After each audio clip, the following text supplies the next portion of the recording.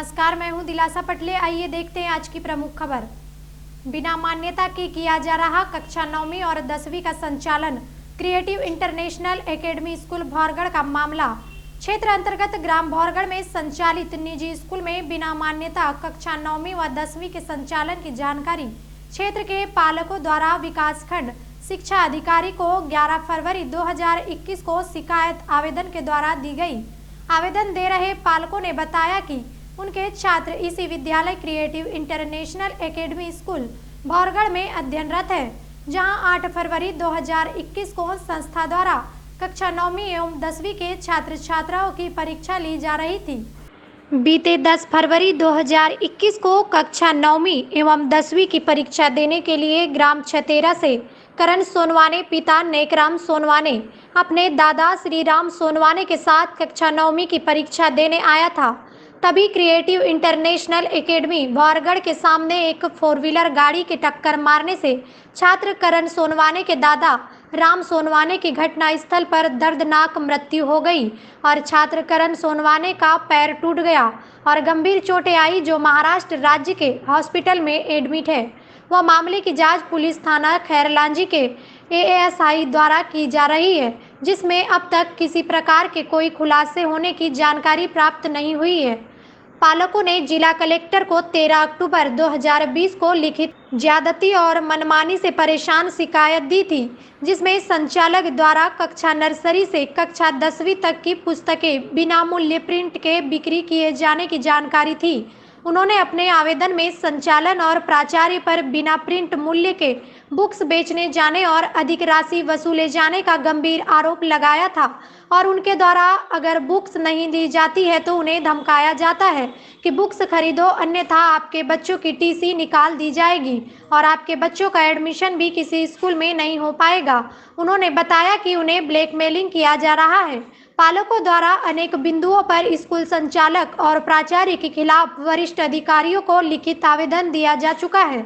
बता दें कि शाला के डायरेक्टर और प्राचार्य की बार बार शिकायत किए जाने पर जांच कमेटी बनाई गई और उन्हें वास्तविक स्पष्टीकरण मांगा गया, जिसमें विकासखंड स्रोत समन्वयक बीआरसी व विकासखंड शिक्षा अधिकारी द्वारा अभिमत जिला शिक्षा अधिकारी बालाघाट को भेजा गया, जिसमें कक्षा नर्सरी से कक्षा 10वीं तक की बिना मूल्य प्रिंट की पुस्तकें विक्रय की जा रही है, जबकि शाला द्वारा बुक क्रय के संबंध में फर्म संबंधी सूचना चस्पा नहीं की गई है। प्रमाण स्वरूप छात्र छात्राओं के पास बिना मूल्य प्रिंट की पुस्तकें प्राप्त हुई व संचालक के घर से भी पुस्तकें प्राप्त हुई।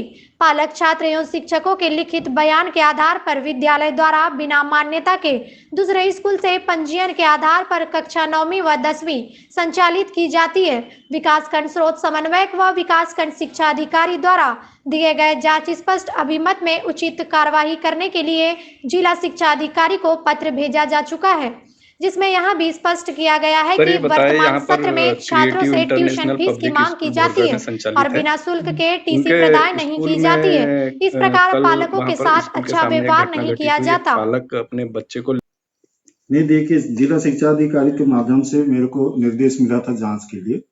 वो जांच हमने पूरी जांच प्रक्रिया जो तथ्य पाया गया उसके आधार पे हमने जांच प्रतिवेदन बना के भिजवा दिए हैं और उसके आधार पे उनको स्पष्टीकरण भी दिया गया क्रिएटिव स्कूल के संचालक या प्रचारक को, और उसके आधार पे फिर भी नहीं माना तो दोबारा हमको जांच के लिए निर्देश दिया गया था। लेकिन कक्षा 9वीं और 10वीं के जो संचालन उस पॉइंट ये बाद में जो जांच हुई इसमें नहीं था।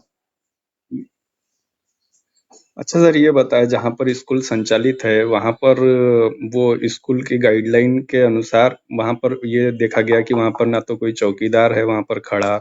स्कूल की सुरक्षा के लिए जो बाउंड्री वाल और ये सारी चीजें होना चाहिए वो सारी चीजें वहाँ पर मुहैया नहीं कराई गई है और संचालक अपनी मनमानी करते हुए आपको सूचना नहीं दिया कोरोना काल में, जैसे भाई छोटे बच्चों को अभी स्कूल आने से शासन द्वारा जो स्कूल एजुकेशन विभाग से मना किया गया, उसके बावजूद भी स्कूल संचालित है। क्या आप इसकी मॉनिटरिंग नहीं कर रहे थे?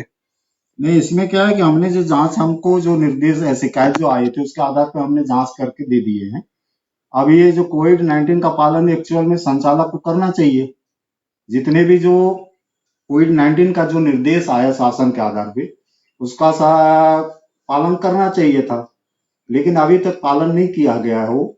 उसमें ये है कि हमको जो पॉइंट हमको दिया गया था उस पॉइंट के आधार पे हमने जांच करके दे दिए हैं जिला शिक्षा अधिकारी को। आपके द्वारा अभी तक स्कूलों की जो निजी शिक्षण संस्थान चल रहे हैं जहाँ पर ये कोविड-19 के नियमों के खिलाफ स्कूल संचालित है, आपने क्या मॉनिटरिंग की है इसकी?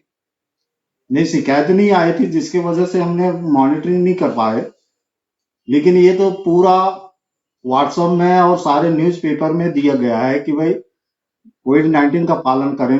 जो भी शिक्षण संस्था है उनको सभी को निर्देशित किया गया है कि कोविड-19 का पालन करें। अब ये बिना अनुमति के 9वीं और 10वीं की कक्षा संचालित करके एग्जाम करवा रहे थे, आप इस पर क्या कार्रवाई करेंगे? इसमें हमने टिप लिख दिए हैं उसमें कि 9th और 10th क्लास की जो संचालन बिना मान्यता का संचालन हो रहा है उसके लिए हमने जिला शिक्षा अधिकारी को लिख दिए हैं कि ऐसे प्रक्रिया चल रही है और जिला शिक्षा अधिकारी के द्वारा क्या बोलते हैं FIR करने के भी निर्देश दे दिए हैं। कल मैं थाना गया था और वहाँ TI साहब ने ये बोले कि कायम मामला दर्ज नहीं हो पा रहा है, इसको देखते हैं, कल आके संपर्क करूंगा, ऐसा बोले। एडमिट है उसको क्लास 1 से लेकर के 8 तक की मान्यता प्राप्त है, हाई स्कूल की मान्यता प्राप्त नहीं है।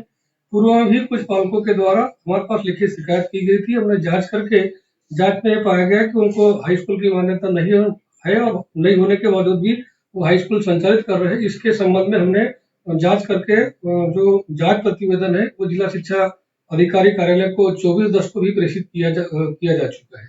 सर, उनको कक्षा 1 से लेके 8 तक की जैसे मान्यता है बता रहे हैं आप, तो जी। कक्षा 1 से लेके 8 तक भी जो गाइडलाइन है, दिशा निर्देश है, क्या वो उसको फॉलो करते हैं? वहाँ पर देखा गया है कि चौकीदार नहीं है, वहाँ पर जो स्कूल के जो आपके निर्देश जो दिए जाते हैं कि निजी शिक्षण संस्थानों में ये चीज़ें प्रमुख रूप से ज़रूरी है, तो पूर्व में भी पालकों ने जो शिकायत की है, क्या उसको लेकर आपने वहाँ मॉनिटरिंग करके उनको बताया है कि ये मेरे आने के पूर्व ही उस शाला को मान्यता प्राप्त हो चुकी थी। नवीनीकरण का जो उसके पश्चात 3 साल के पश्चात नवीनीकरण का जो आता है, तो नवीनीकरण का चूंकि मेरे पास अभी तक नहीं आया है, पर चूंकि उसकी गाइडलाइन ये है कि शाला में कमरे होने चाहिए बैठक व्यवस्था के लिए, खेल के मैदान होना चाहिए, खेल के मैदान आगे भी हो सकते हैं, पीछे भी हो सकते हैं। तो उसके जो RT के मापदंड है, उस मापदंडों को पूरा करने के पश्चात ही उनको मान्यता प्रदान की जाती है। अब चूंकि नवीनीकरण का जैसे ही मेरे पास आएगा, मैं उसको जाकर के कौन-कौन सी उसमें गाइडलाइन में वो कमियों को मतलब कौन-कौन सी कमी है, जो कमी होगी उस कमियों को मतलब पूर्ण करने के निर्देश देने के साथ-साथ जो जाँच है उस कार्यालय को प्रेषित कर दी जाएगी।